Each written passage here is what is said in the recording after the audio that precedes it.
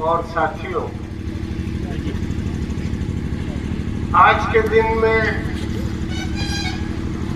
मैं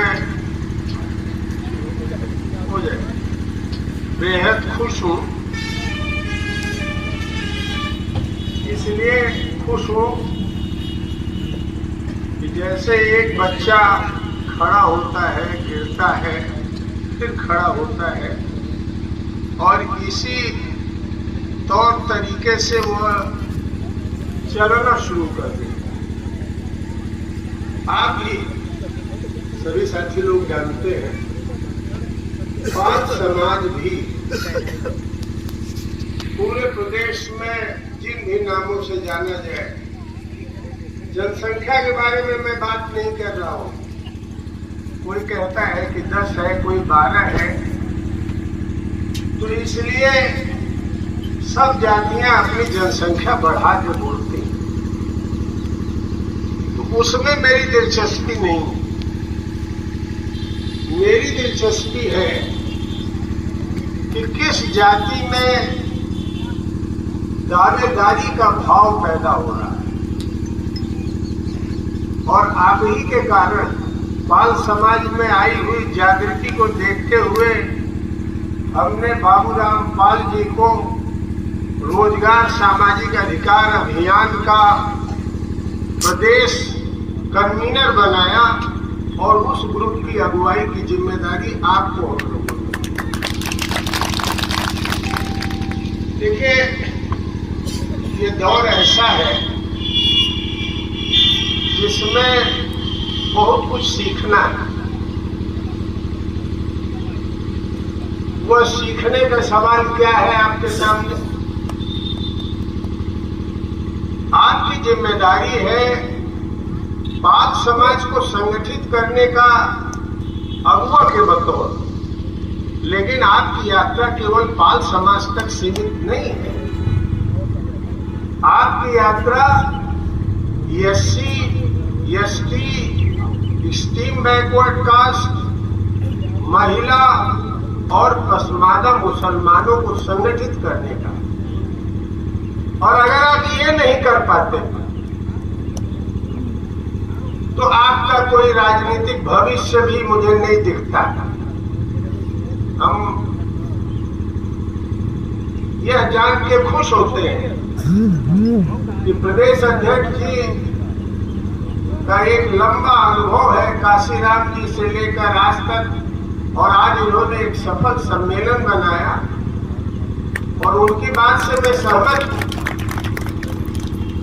लेकिन मैं ये कह रहा हूं, दुनिया बहुत बदल गई।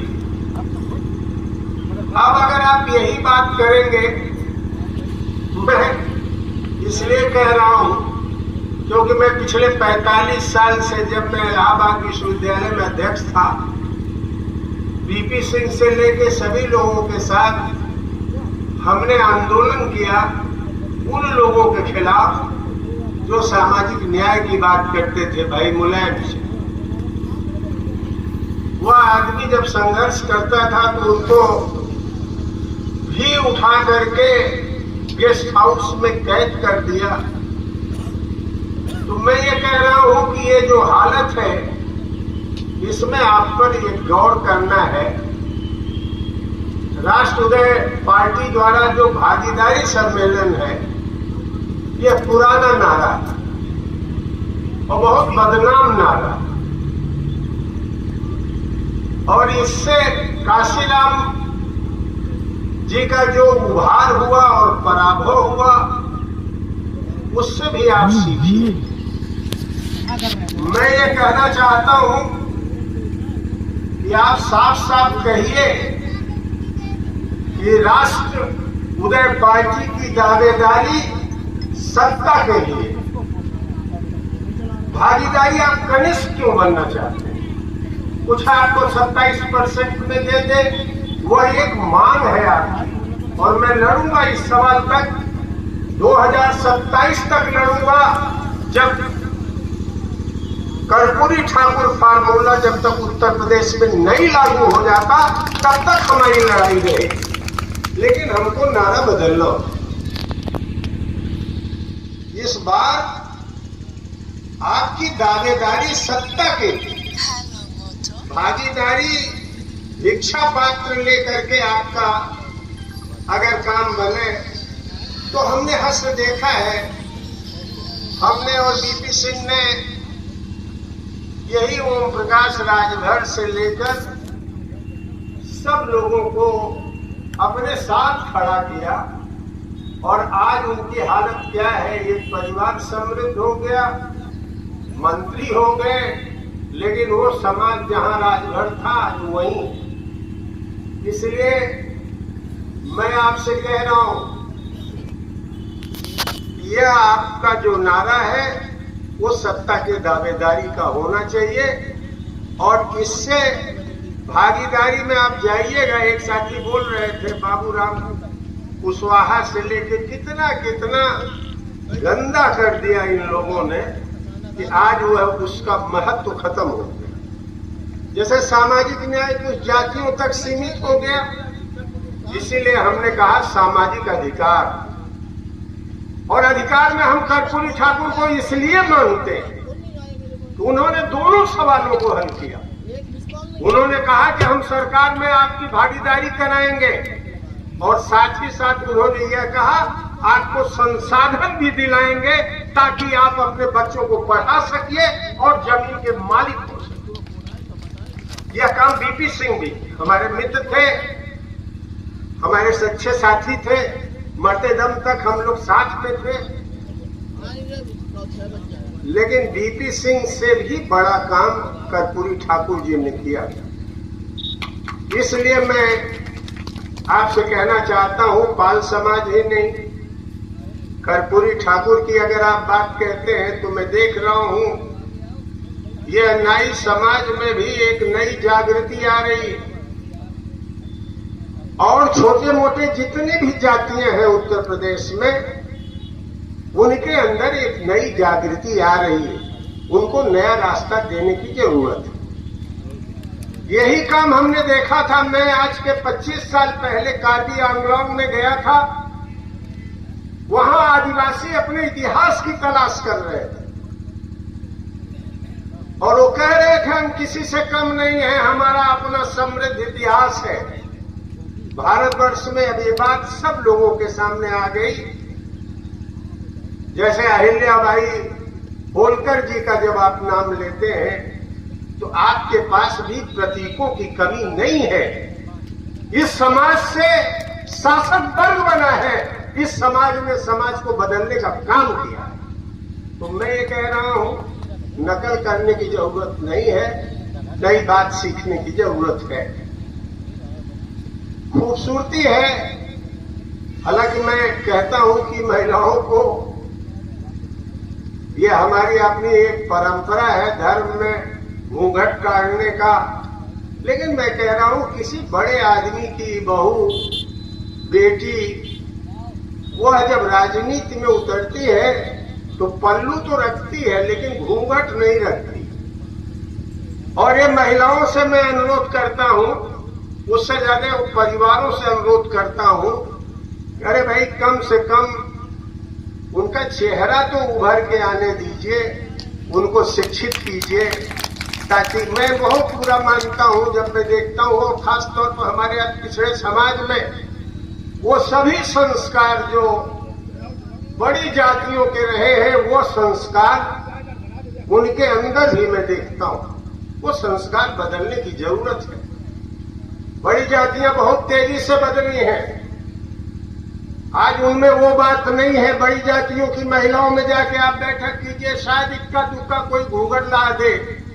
मैंने आगरा में बहुत बड़ी राजपूतों की एक बैठक में मुझे बुलाया गया था, वो किसान आंदोलन का था, बीपी सिंह के प्रभाव का क्षेत्र था। मैं गया तो मैंने देखा राजपूत महिलाएं इतनी बड़ी तादाद में आई थी और सब उसी तरह से एक समान नागरिक के बतौर व्यवहार कर रही थी जैसे पुरुष करते हैं। कर्पूरी ठाकुर इसीलिए महिलाओं की भी बात किए थे, महिलाओं को भी अपने पैर पर खड़ा करने की बात की। आपकी खूबसूरती यही है लोकतंत्र की खूबसूरती है कि हर जातियों में सत्ता हासिल करने की भूख जगी है। महिलाओं को भी बड़ी तादाद में आम सभाओं में आने का मन बना है। यह हमारे देश में जो 77 साल पहले संविधान बनाकर संविधान सभा के लोग और डॉक्टर अंबेडकर जो ड्राफ्ट कमेटी के चेयरमैन थे, उन लोगों ने जो लोकतंत्र की नींव डाली थी, उसी का परिणाम है कि हमारे अंदर, आपके अंदर एक नई जागृति आई। 100 साल पहले ये जागृति नहीं थी। तो मैं इसलिए आपसे कहना चाहता हूं, इस लोकतंत्र के ऊपर एक बड़ी तलवार लटका दी गई, उससे सचेत होने की जरूरत है। जब हम अपने मुद्दों को लगाएं तो राजनीति की भी बात करें। वह लोकतंत्र का सवाल क्या है?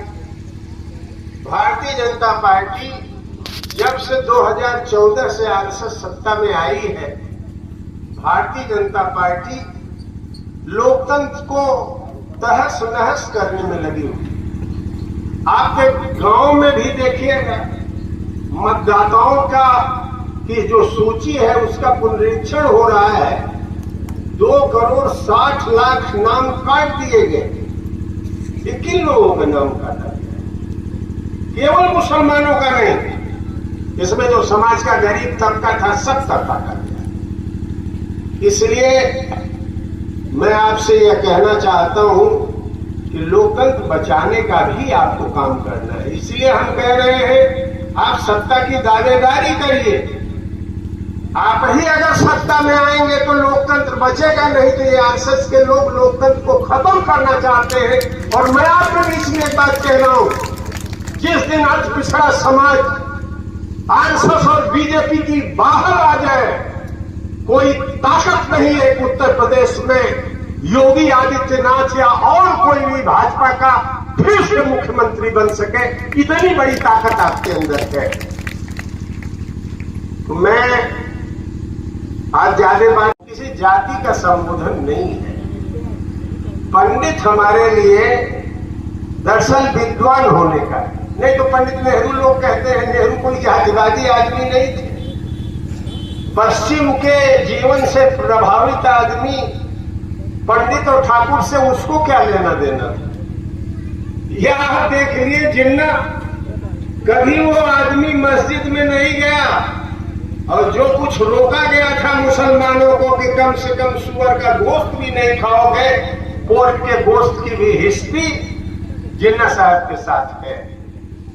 तो मैं कह रहा हूं, ये लोग पॉलिटिकल लीडर थे, समाज के संचालक थे, जिनकी जो इच्छा थी उसके हिसाब से समाज को बंटवा दिया।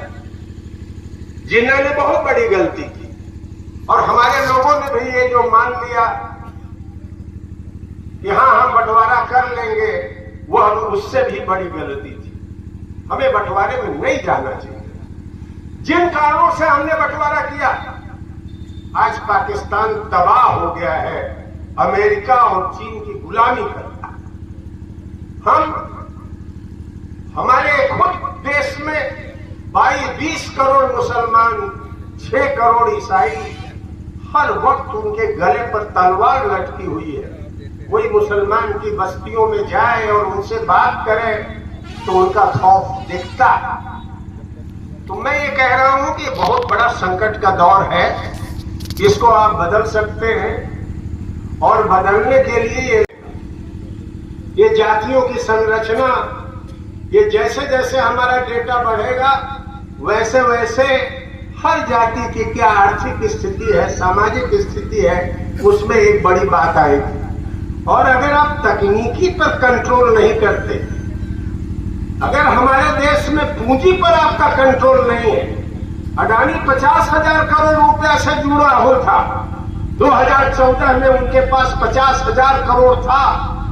आज अडानी मोदी जी के कृपा में, और मोदी जी उनके कृपा में 17 लाख करोड़ रुपए के मालिक हो गए। तो मैं कह रहा हूं कि थोड़ा दिमाग को और व्यापक करना है, और ये जो हम आंदोलन चला रहे हैं एक अच्छी नेताओं की टीम है और मैं उम्मीद करता हूं कि अगर इन 5 समूहों को हम गोलबंद कर ले गए, SC ST, steam backward caste और महिला पसमादा मुसलमान, मैं आपको दावत देता हूं कि इस लड़ाई की आप अगुवाई कीजिए और नए योद्धा बनिए। ये कहते हुए अपनी बात समाप्त करता हूं। धन्यवाद।